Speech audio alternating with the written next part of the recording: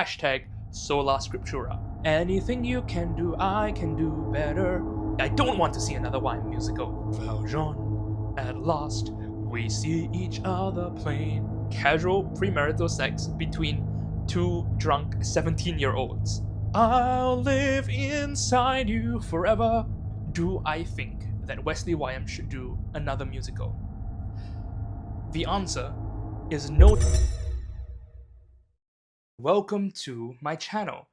My name is Kevin and I love musical theatre. More than that, I love Jesus. I recently had the opportunity to combine these two loves of mine in a single passion project called Birthday Letters. Birthday Letters is an original musical theatre production put up by Wesley Methodist Church's Youth Ministry, YM. It ran from the 21st to 22nd of June 2024, and I was involved as a member of the cast, and I also contributed a little bit towards editing the script, as well as rewriting some of the lyrics for one of the songs. It's been about 2 months since the production ended, and I've been thinking a lot about it, and I just wanted to make a video sharing my thoughts about this production, what I loved, what I thought were areas for improvement, and importantly, whether I think Wesley Methodist Church should do another musical. I wanted to also speak about whether I think churches in general should be doing Christian musical theatre. Let's get into the video. To start with, let me tell you a little bit about myself and the perspective I'm coming from in approaching this musical. I first joined Wesley Methodist Church in 2007, attending the children's ministry. In 2009, I started attending the youth ministry, YM, and in 2012, I joined a group called Christos, which was the creative arts sub-ministry. Essentially, Christos was a group of individuals who wanted to use the creative arts, like theatre and dance, to serve the church and to serve God. I first joined as an actor and eventually took over the role as the drama IC, and while I was a part of Christos, I actually helped to write 3 full-length productions for YM. 2 of them were musicals, 1 of them was just a stage play. In 2020, we were actually gearing up for another big production when COVID hit, and of course all the plans were derailed. And what ended up happening was I just kinda stepped down quietly. At the start of this year, literally on 1st January 2024, I suddenly received a text inviting me to come back to act for a musical called Birthday Letters. I took some time to think about it and I spoke about it with my wife, and since she was okay, I agreed to come back. And here we are. As I mentioned, Birthday Letters ran for 2 live shows in June of this year. I also understand that there is a recording of the show that is being edited and will be uploaded at some point, though as of the time of me recording this video, it's not ready yet. As and when the video does become ready, I will put the link in the description, and I highly encourage you to go and watch it if you didn't manage to catch the live shows, because otherwise there would definitely be spoilers for Birthday Letters in this next section of the video and in the rest of the video. For those of you who have watched it, please feel free to skip to the next section of the video, but if you would like a refresher or if you just don't intend to go and watch it despite my advice, let me tell you what it's about.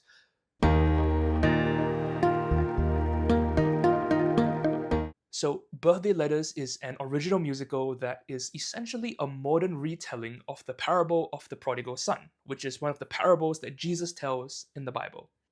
If you don't know what the parable of the Prodigal Son is, my encouragement is go and read the Bible, because you just can't beat the original source material. Also, the Bible is just great. But if you are familiar with the parable of the Prodigal Son, let's move on to the musical. So, Birthday Letters revolves around a family of 3 people. You have a father, played by yours truly, and you have an older brother named Jacob and a younger sister named Lisa.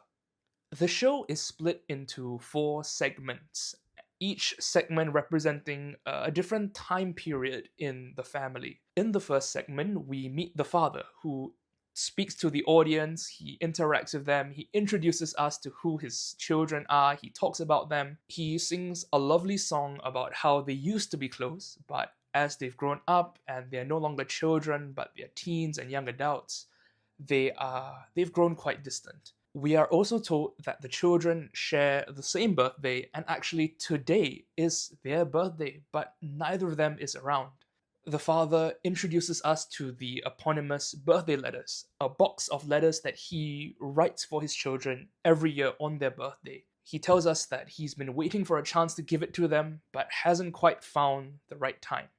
In the second segment, we flash back to when his children were kids, and we are at another birthday party. This time Lisa is 10 and Jacob is 13. At this birthday party, we very quickly establish the dynamic between Lisa and Jacob.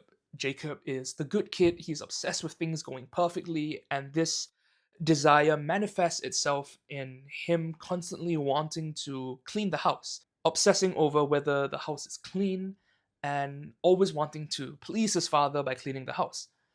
Lisa, on the other hand, is sort of an outcast. She plays the games with the other kids, but she cheats during the games and then they kind of reject her. She refuses to help Jacob clean the house afterwards. Her dad tries to reconcile with her, but she runs off. And overall, we just get this impression that Jacob is this good kid and Lisa just kind of struggles at home. Moving on to the third segment, the kids are now grown up, they're in a secondary school or like a junior college. Jacob is on the student council, he's a straight A student, and Lisa is, cheating on exams, fighting with other students, going to detention.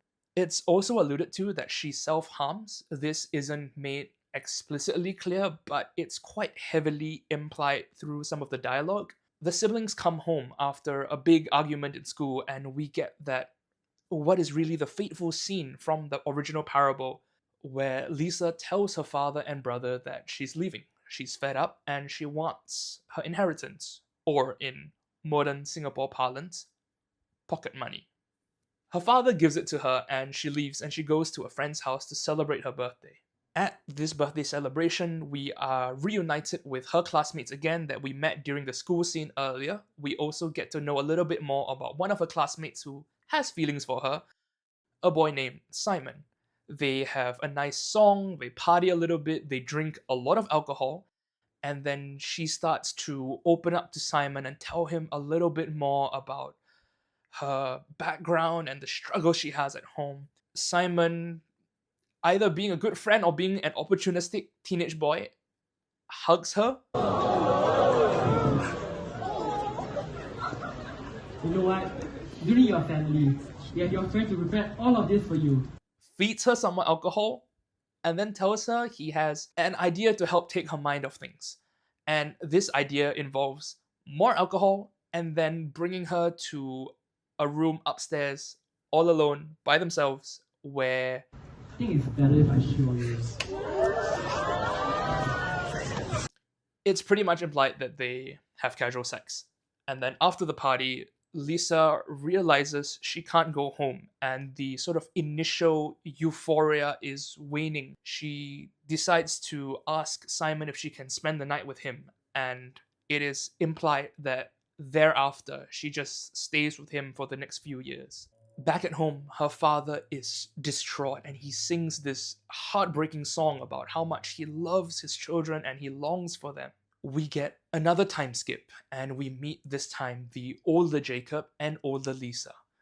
Older Jacob is a young adult and he is full of bitterness and resentment. He confronts his father about going out to look for Lisa even though it's been years, and there's just clearly a lot of resentment that's been building up. Meanwhile, on the flip side, we see that things aren't going well for Lisa either. She's been staying with Simon, but she cheats on him and Simon kicks her out.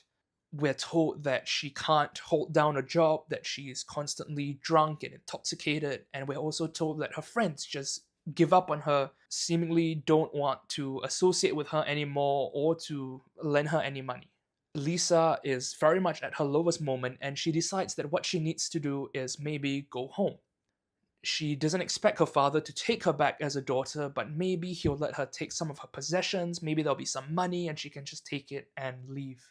And as she wrestles with this decision in her dark night of the soul, she is confronted by voices in her head, and she starts to have visions of her friends, Simon and her brother, and all the people in her life that have been criticizing her and telling her she's no good and telling her to shut up.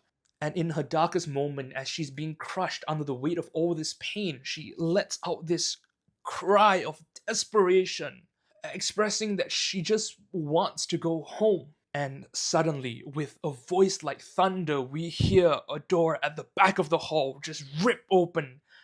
The father emerges from the darkness, calling out her name, and at the sound of his voice, the shadows flee. He cuts through the noise of the world, the voices in her head, and he embraces her. And Lisa is confused and begs for forgiveness, but he doesn't ask her to apologize. He doesn't demand repayment of his money or tell her to leave. He simply asks her to come home. Those of you familiar with The Prodigal Son would know that the story doesn't end there. When they get home, they meet Jacob, the resentful older brother, and Jacob sees his traitorous younger sister back home, smiling so happily together with his father, who in his mind has never paid him attention and has never looked at him and never cared about him. And he flies into a rage. He demands that she leave. He tells her this isn't her home anymore. And for what is possibly the first time in Jacob's life, his father stands up to him, raises his voice, and says, "Jacob, that's enough." As for how it ends from there, well, I think you should go and watch to find out. So, as I mentioned before, if the online link is available, I will put it in the description. If not, maybe come back to this video every couple of weeks and check the description, see if the link is there, or sub to the channel, turn on notifications, and you will know when I update with the link. In a nutshell, that's what Birthday Letters is about. So now that I've told you what it's about, let me tell you what I loved about this production. Right at the start, I do want to caveat that I acknowledge that this is a church production. It's not a professional Broadway or West End show. The people involved in this are all volunteers. The actors, the writers, the directors, none of them are being paid. The musical was also held in a church auditorium or a church hall. And so I'm not expecting elaborate sets and fancy transitions that you might get on a professional stage. So I am reviewing this musical with that background and with that context in mind. I also want to say right at the outset that there were a lot of things that this musical did well, even if not particularly outstanding. For example, I thought the set design was simple but effective in conveying where we were. I thought the costuming simple but believable, and I'll actually explain more about why I love the costuming a little bit later when I talk about the casting. I thought the lighting and sound design was very effective, very well done. A lot of the sound cues were incredibly sharp, very impressive. There was also the use of projections, which, while not particularly outstanding and while I do have mixed feelings about, I thought on balance contributed and helped the show rather than hindering it. The hair and makeup was simple but effective. Overall, a lot of the small things that maybe tend to go unnoticed, I thought were just done well. They were not distractingly bad, and they were also not so over the top as to be distracting in a different way. Moving on to what really impressed me, there were three things that really stood out to me about this production. The first of which is the material itself, the script.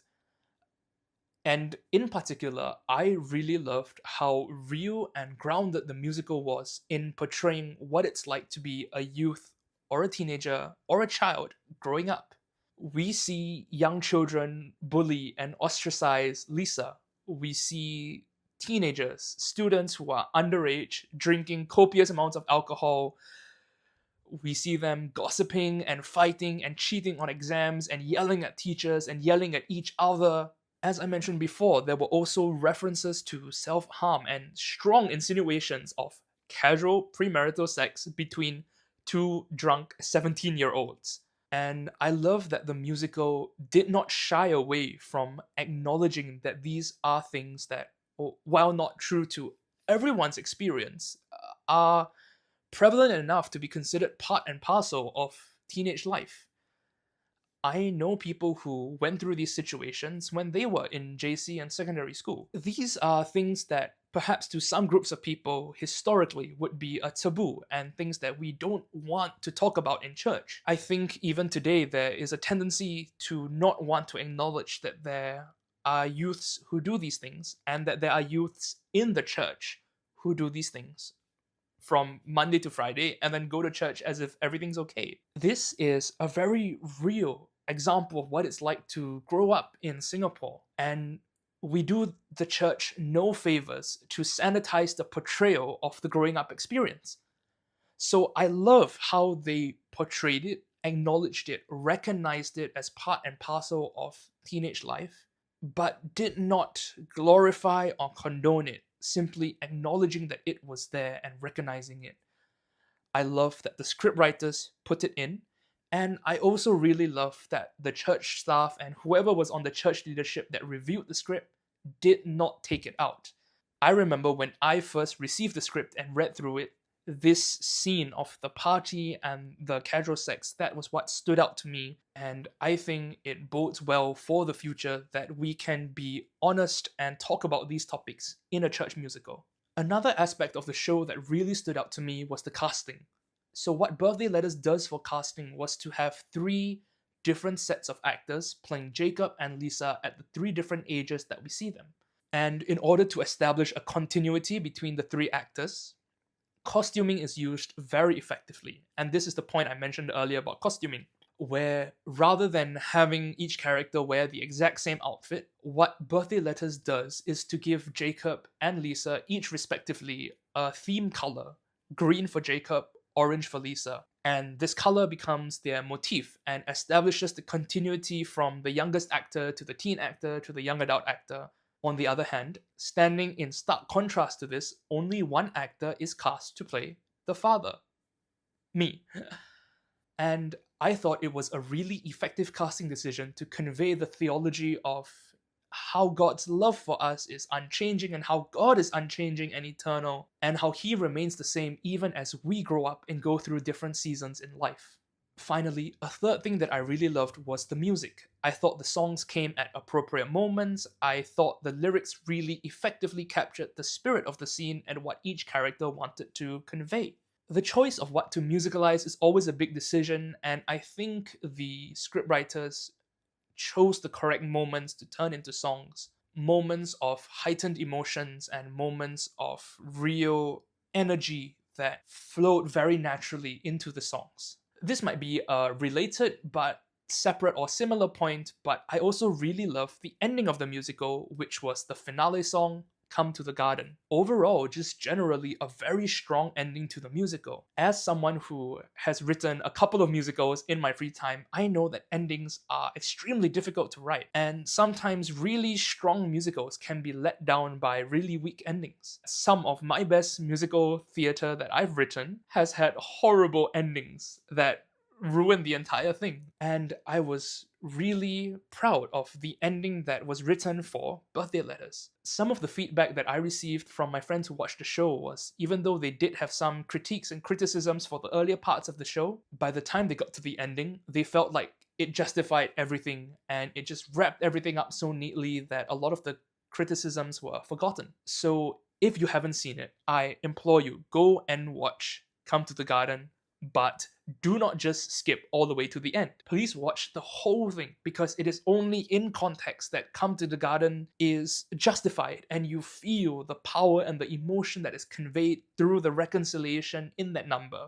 As I mentioned before, there were also a lot of things that I thought the production did well, even if not outstanding. I thought a lot of the technical aspects like lighting, sound design, props, nothing too fancy or elaborate, but all of which effectively framed the production and gave the actors something to work with on stage.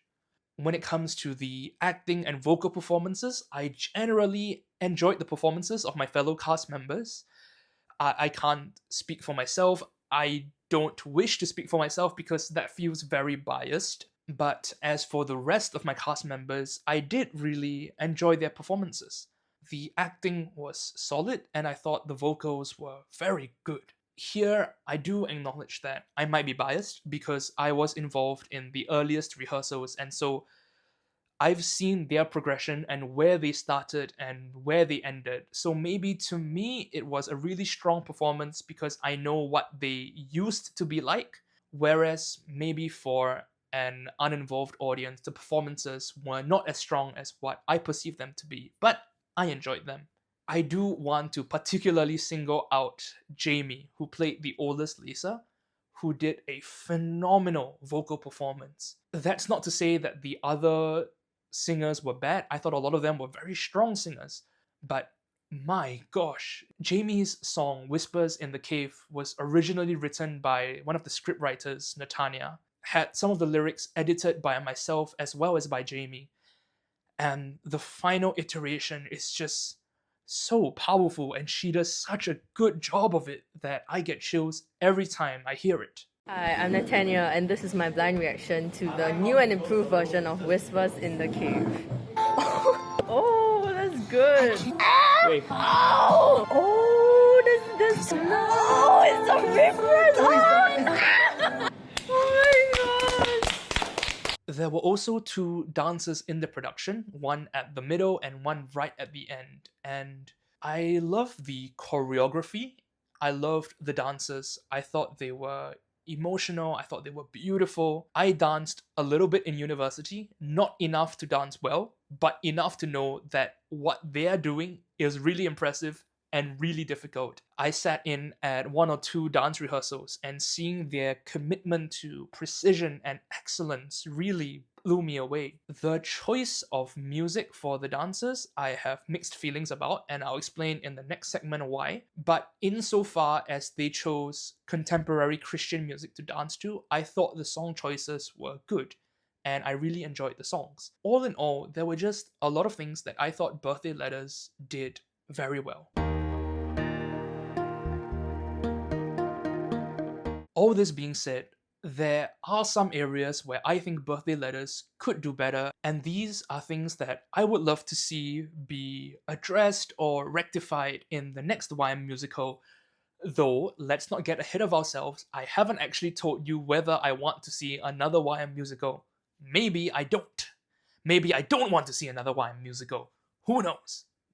I know. And you probably know, but we'll get there when we get there. The first big thing for me was better integrating and incorporating the different elements of the musical into a single cohesive experience.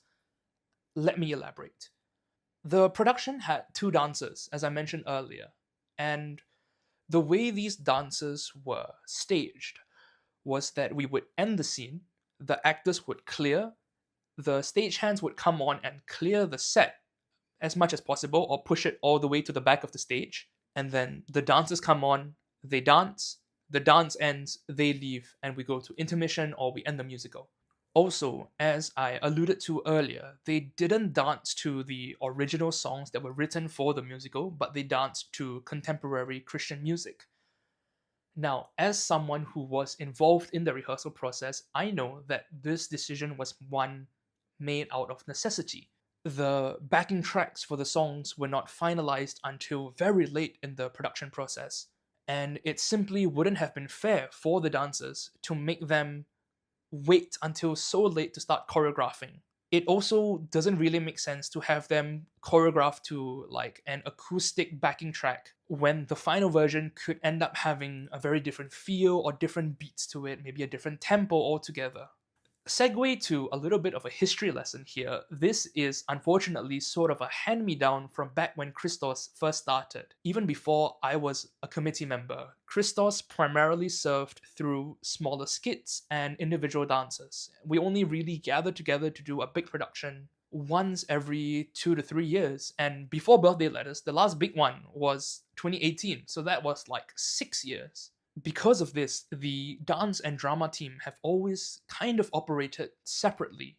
even for previous productions, the ones I wrote and the ones before I started writing productions for Christos, the dances were almost always staged the same way, as being a completely separate item where we push the actors off stage, clear the stage, bring the dancers on, dance, and then get off. The result of this is that, to me, the dancers feel, I don't want to use the word generic, but maybe non-diegetic is the way I would describe it. The dancers don't feel like they take place in the world of the musical. They are linked by themes, and they are linked by sentiments and the emotions that are being conveyed. But there isn't really anything that is grounding these dancers to the narrative, the broader narrative. And that's why I have mixed feelings about the use of contemporary Christian music, because insofar as that was the only option that we had to go with, was we had to pick a contemporary Christian song, I do think those were good song choices. But I do wish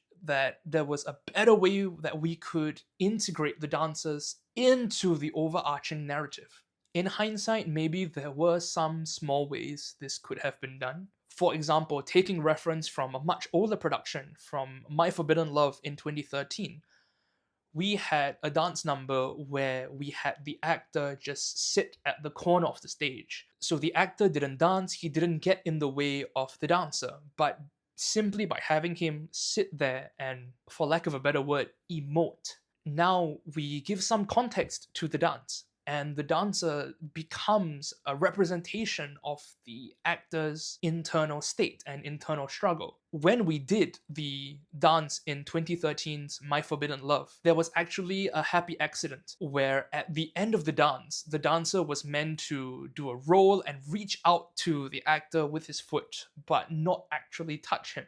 And what happened on the actual performance was the dancer overcommitted to the role, his foot accidentally brushed the actor, and the actor reacted and turned and looked at him. And in a very happy accident, we had this moment of almost dissonant serenity, this strange moment where actor and dancer were coming face to face before the dancer ran off the stage. And something simple like that, a small gesture can, I think, really help to integrate the dance better into the overall production.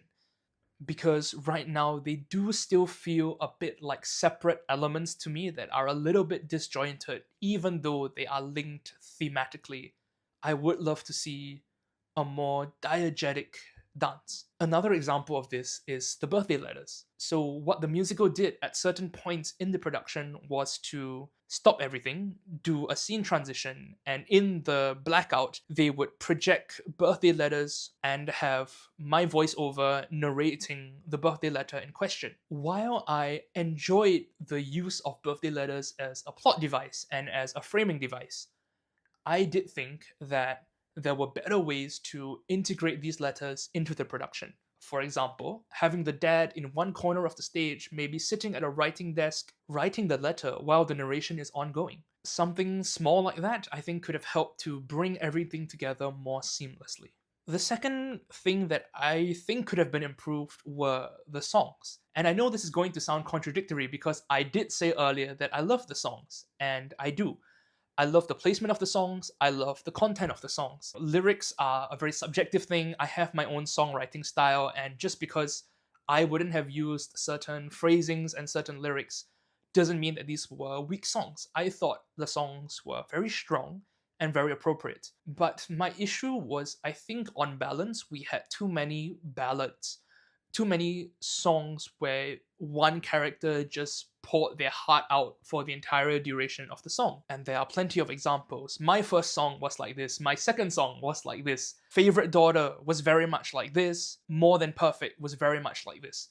So a lot of these songs were just pure solo numbers. And even some of the songs that had multiple people singing were still predominantly carried by one person, where the other characters just kind of join in a little bit on the chorus or on the bridge. Examples are like Whispers in the Cave and AEIOU. I think that having a few more songs where we got to see characters interact through the songs would have taken the musical to a higher level. One example of this that I've been thinking about is the song More Than Perfect, which was the older Jacob's solo song. In Birthday Letters, it is sung as a solo by Jacob, but I have been wondering if it would have been better as a duet with his father. And I gave you the world, but you wouldn't even try. And look me in the... Or even if not a duet, maybe you bring it back later as a reprise and have them sing, in counterpoint or sing in harmony.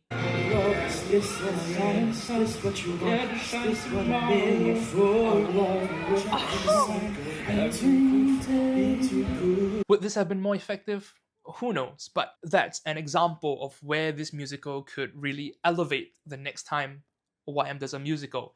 If it does a musical, I'm not saying it should. Another example I've been ruminating on is I would have loved to see a sort of conflict song between Middle Jacob and Middle Lisa, because I think that they didn't really have much opportunities for their vocals to shine. There is a detention scene fairly early on in the musical, which I thought would have been perfect for this to play out, because the detention scene is where the two of them are squabbling and bickering, and although there is genuine tension and genuine emotion there, there's also a lot of snark and a bit of sass between brother and sister, and having a anything you can do, I can do better, or having a Valjean, at last we see each other plain, or having a I'll live inside you forever, a kind of back and forth, I think would have been a really cute and fun song to put in that moment and endear us more towards Lisa and Jacob. My third big issue, and this is one that I am still thinking about because I'm not sure where I land on this, is with the pacing of the musical. I enjoyed the overall pacing of the show, but I thought that towards the ending we rushed a little bit of what is actually quite an important part of the story. You see, the prodigal son, in our case the prodigal daughter, is a story about a character who makes two big decisions. The first big decision is the one to leave the house, and the second big decision is the one to go home. Birthday Letters did a really good job in expanding on that first decision, because we see Lisa and Jacob from right when they are kids. We see them grow up. We see Lisa's emotions and her experiences and the way she interacts with her father, her brother, and the other people around her. And because of this expansion of the backstory, her decision to leave the house is more understandable and feels more justified. Even though we as an audience may not agree with the decision, we have a better understanding of what led up to this decision. But on the flip side, I feel like we don't see enough into what brought Lisa to the decision to come back, because we don't get much in the build up to her decision to return. The time skip after Lisa runs away from home is done through a sort of artsy movement piece that's a little bit abstract. We are told quite briefly that she can't hold down a job, that she's cheating on Simon, and that Simon kicks her out of the house. We are also told quite quickly that her friends no longer want to associate with her, and we very quickly get to the point right before the song Whispers in the Cave, where she is already experiencing the dark night of the soul and she's already at her lowest moment. I think it would have been really lovely to have maybe just 3 to 4 minutes more of expanding on Lisa's storyline. If we saw a little bit more of Lisa being euphoric and overjoyed at being free, and then her fall from grace being even more heart-wrenching and even more painful for us as an audience to watch. You could even have a song to convey this, a song to do that time skipping, where all the people that gather around her start to criticize her and tell her everything she's doing wrong. And that brings her to her lowest moment so that we see the entire downward spiral. And I think having that little bit more elaboration would have made Whispers in the Cave even more emotionally powerful, and it would have really taken this musical to an even greater height. Now, don't get me wrong, all this being said, I absolutely loved Birthday Letters. I thought it was a fantastic and phenomenal production, and is, to me, the single greatest theatrical production Wesley YM has done since 2009, because I can't speak to anything that came before that. And I say this as the guy who wrote the last 3 productions, that this completely blows anything that I wrote for Christos out of the water. So we come to the big question, which is, taking all of this into consideration, bearing all of this in mind, do I think that Wesley YM should do another musical? The answer is no doubt 100% yes. I think Christos is in a great place. I am so excited for this new generation of youths that is rising up, and I really cannot wait to see what comes next. And let me tell you a little bit more about why I think Christian musical theatre is so important. Like any good Singaporean Methodist, which I will say is not the same as United Methodist, I have split the next segment of this video into 3 points, all of which start with E. First of all, I think that musical theatre is a really powerful tool for evangelism. Musicals are a spectacle, musicals are special, they are events, and that makes them excellent opportunities to invite non-believers into the church to have a fun evening watching a compelling story play out on stage. I know that musicals are not everyone's cup of tea, but to me, good dancing, good acting, good singing, great stories, great productions, these are spectacular when they are done well. And these are also incredible tools to make stories come to life and present the gospel in new, fresh ways for audiences who might not be interested in your traditional Easter or nativity narratives. And I think especially in Singapore, there are a lot of people who have grown up and are familiar with Christianity, but don't believe in it. For this audience, a good musical that doesn't change the core gospel message, but presents it in a fresh way, can make a narrative feel more real and more present compared to simply hearing it read from scripture. Although it is a given that in a church, reading scripture is far more important than doing musicals. #sola scriptura. It also helps that musicals are incredibly emotional, and while we don't want to use emotions to manipulate people into making certain decisions or believing certain things, it does help to breathe life into narratives that we may have heard so many times, in the same way that we kind of forget how powerful these stories are. I think this is evident from the fact that a lot of people in the audience who were Christians still emotionally reacted to birthday letters. A lot of the feedback was that there were Christians in the audience, fathers in the audience, who cried during the musical. These people would almost certainly be familiar with the story of the Prodigal Son, and yet they are still able to resonate and respond to this story in such a powerful way, which I think is testament to how powerful musical theatre can be. And that leads me to the second point, which is that apart from evangelizing to the broader community, musicals are an incredible way to educate the church. Apart from sharing the gospel with the world, musical theatre can convey lessons and help us remember things that we've forgotten. With birthday letters, for example, we talk a lot about the Father's love. And this is something that is so fundamental to Christianity, and yet some of us may not actually understand. Something that was shared with me many years ago by a former Christos head was we use a lot of familial language in the church. We talk about God as our Father, and we also talk about brothers and sisters in Christ. The thing about using this familial language is that there is a genuine risk that we look at our own earthly families and let that shape how we view God.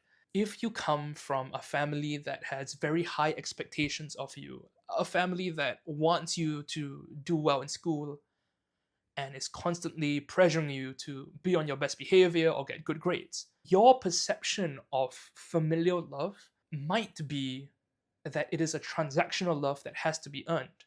You might consciously or subconsciously have the understanding that your parents would only love you if you earned it, if you did well in school, if you were a good child.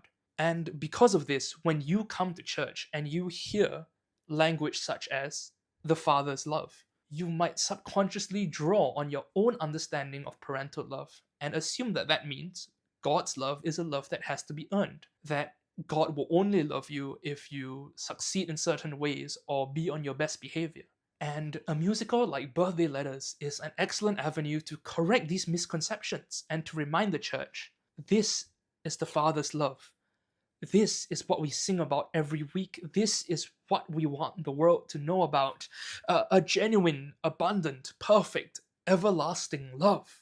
My third point is that musicals are also excellent in edifying the church.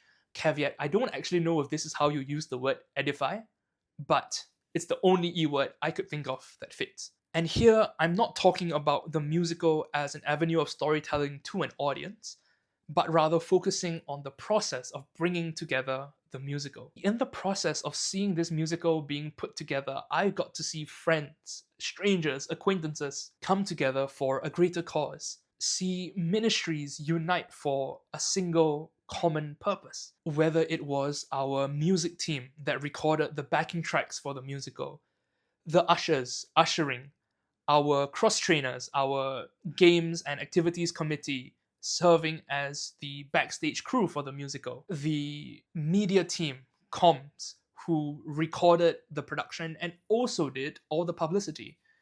And of course, not forgetting Christos that wrote the show, directed it, and acted on stage. I still remember this one moment during the last week of rehearsals.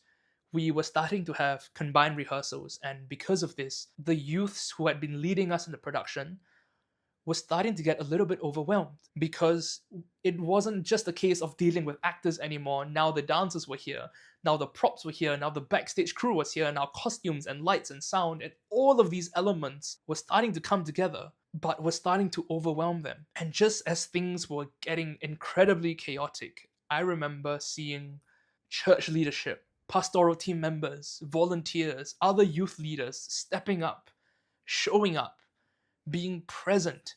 And I distinctly remember someone using the phrase, "We brought reinforcements." And it's like that Avengers Assemble moment, you know. It's seeing this community that I have been a part of for so long and that I have loved for so long. This community that has shaped me and formed me and was formative in who I am today. Seeing this community come together to support one another. And I distinctly remember this incredible rush of warmth in my heart at witnessing this scene unfolding. So, not only for audiences, but I think the process of bringing together a musical, if done correctly, prayerfully, in step with God, is a great way to build up a community, which I think, though I'm not sure, counts as edification. Okay, I'm filming this last portion of the video the day after because it was raining really heavily and it was interfering with the audio, so let's get to this last segment. In this last segment of the video, which I suspect is still very long, I wanted to more broadly talk about musical theatre, and in particular, Christian musical theatre, and why I think Christian musical theatre is a really powerful art form and why it is actually something that we should encourage. I would even go so far as to say that Christian musical theatre is something that is very much needed in the art world today. I want to make this case by comparing Birthday Letters with two local Singapore musicals that I saw recently, namely The Paiseh Pieces by Second Breakfast Company and Secondary by Checkpoint Theatre. I've chosen these musicals for various reasons. First of all, they are Singaporean, local, homegrown musicals, which I love. Second, they came out fairly recently, last year and this year, so it is still quite fresh in my memory. Third, these are musicals that have typically received good reviews online. From what I can tell, people like these two shows. So it's not like I'm just taking the worst Singaporean musicals I can find and comparing them against Birthday Letters to make Birthday Letters look better. There is also a similarity in the stories that they tell, in the sense of they all tell real, grounded stories about growing up in Singapore. Secondary, as the title implies, is about the secondary school experience.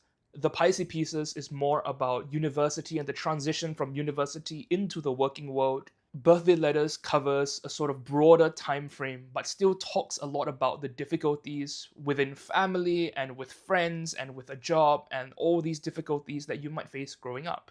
I will give credit where credit is due and recognize that there are things that these musicals do better than Birthday Letters. The set design is a lot more impressive compared to what Birthday Letters had. I think the use of projections and technology and incorporating that into the set design was also done a lot more cleverly. Both Paiseh Pieces and Secondary also do not suffer from the weaknesses that I pointed out earlier. The various elements of those musicals flow a lot more diegetically, a lot more seamlessly in a single production compared to Birthday Letters, which, as I mentioned earlier, still feels a little bit like various disjointed elements to me.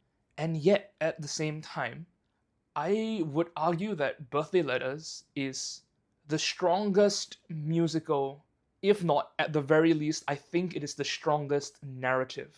Let me tell you what these two musicals are about. I watched the Paiseh Pieces last February, and it's a musical about millennials. It's about three people who graduate from university and are transitioning into adulthood.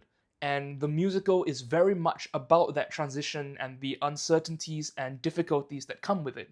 It's a musical that's very relatable and realistic, especially for people of my generation.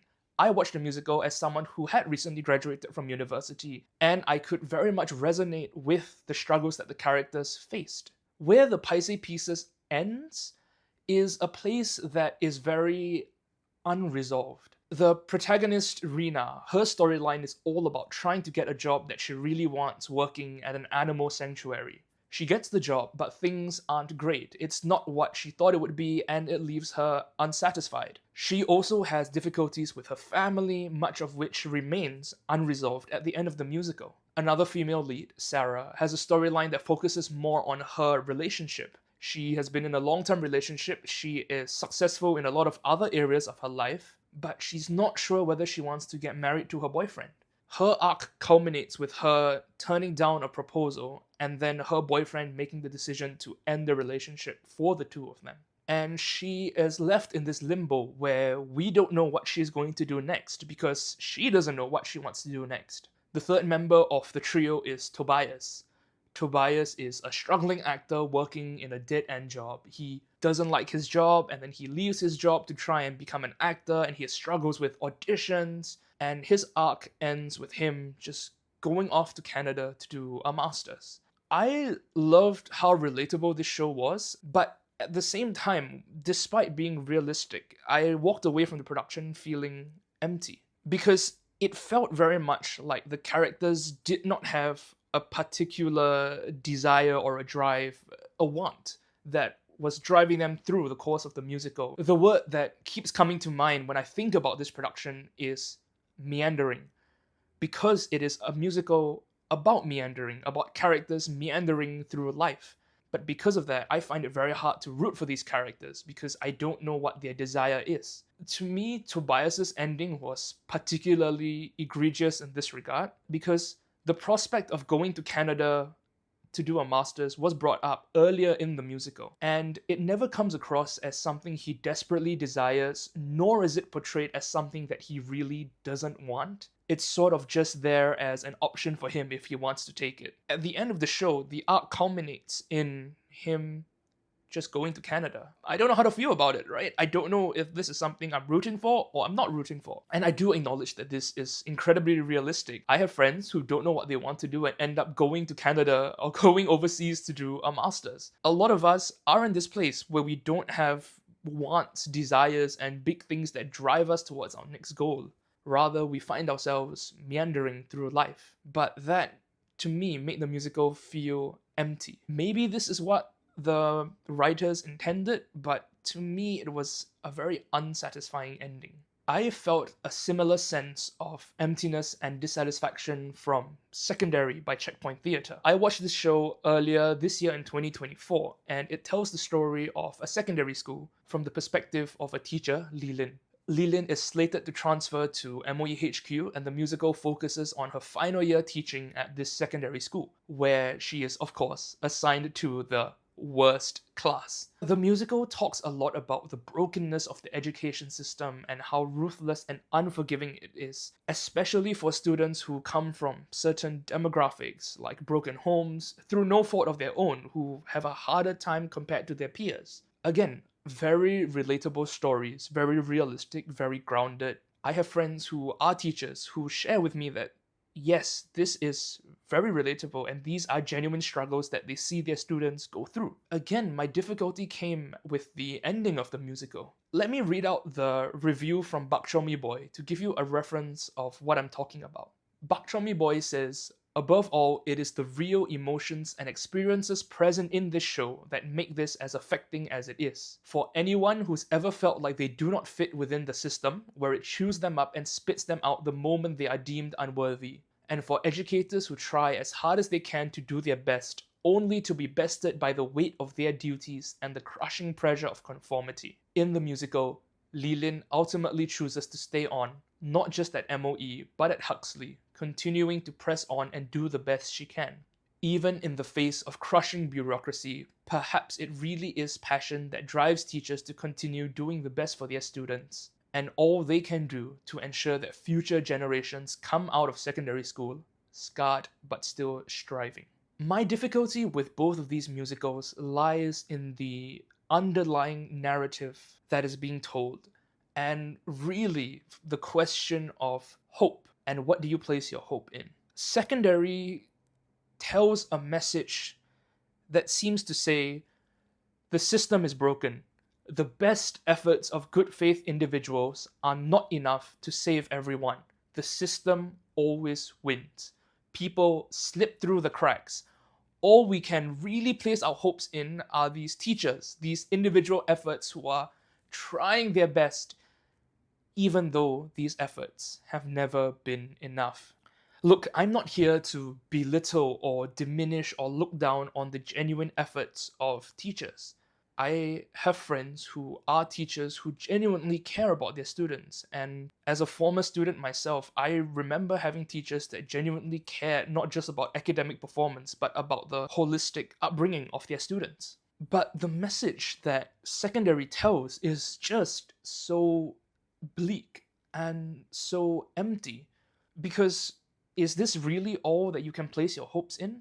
Another way of looking at it is maybe you could say you're placing your hopes in time, hoping that with time things will change. And yet we have no concrete reason to think that things will be any different. Instead, we just simply hope baselessly that with time things will get better. This is very much in the same vein of why I struggled with the ending of Paiseh Pieces. Because to me, there isn't a concrete answer of why the leads in the Paiseh Pieces believe things are going to get better. Their best efforts so far have not led them forward. Instead, they seem very much caught in a tide of adulting and struggling to stay afloat. So what is it then that gives them the confidence and belief to say, we're still going to achieve this? Is it time? Just somehow with time all things will be okay? This was such an empty message to me. Time is fickle, it is unguided, it does not have benevolence, it just flows. And what basis do we have to say that time will fix all things? The example of Tobias clearly showed that acting is not a game where everyone can win. One person gets the role and the others don't. For us to say baselessly that time is going to heal all things means that time is going to be unkind to someone else. Let me give you an illustration. Imagine you fall off a cliff and you see a branch sticking out. You reach out and manage to grab onto the branch such that it is the only thing keeping you from falling further. And at this point, you desperately place your hope in the branch and place your hope that it will save you. No matter how much you may hope in the branch, and no matter how hard you may grip onto it, and no matter how much arm strength you have, at the end of the day, whether you fall ultimately depends on the branch. If the branch snaps, it snaps, no matter how much you beg and no matter how tightly you hold on to it. And you may see other branches on the way down and you may grab onto another one that snaps and another one that snaps. And secondary and the Paiseh Pieces would have us believe that all we can really do is just keep on grabbing to more branches in the vain hopes that one of them is going to save us, even though none of them have saved us so far. Keep telling us that with time all things will get better, that maybe if we just hold on to the next branch a little bit tighter, it will save us. But if the branch snaps, the branch snaps. And this is where birthday letters comes in. Because Birthday Letters also tells a real, grounded story about the challenges of growing up. It speaks of how friends, loved ones, the people you thought you could count on, even yourself, can ultimately fail you and let you down. It recognizes the darkness of the world and the brokenness that we can experience. But unlike Paiseh Pieces, and unlike Secondary, Birthday Letters doesn't ask us to place our hope in something as fickle and unguided as time, nor in something like our own efforts, which have consistently proven to be insufficient. Instead, Birthday Letters tells us that we can place our hopes in a person, in the Father's love, in a love that has already demonstrated itself to be genuine and powerful and is consistently proving itself to be so.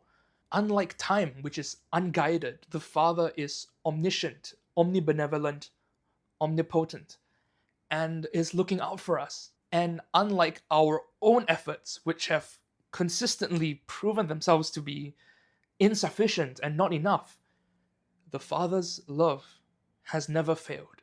Paiseh Pieces and Secondary would have you believe that what we really need to do is to work harder and place our hopes in our own efforts and in time. Whereas Birthday Letters says, no, look to the Father, look to the Father's love. To quote from a song by the Casting Crowns, "You didn't wait for me to find my way to you.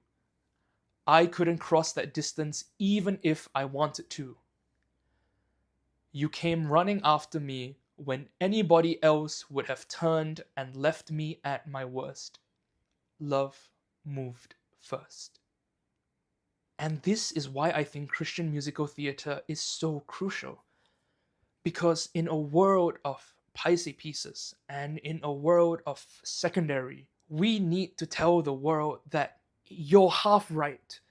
Yes, there is brokenness, the system is dark, there is sin and injustice in the world, there are powers and principalities that don't want justice to be done.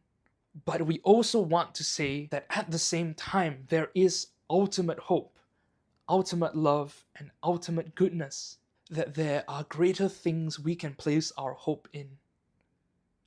So, if you've somehow, for some reason, watched all the way to the end of this video, and you are from Wesley YM, or if you're from another church, heck, if you're from another country, my encouragement would be, do a musical.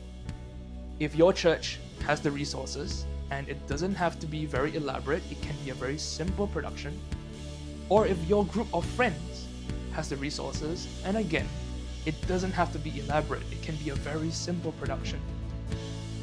Do a musical.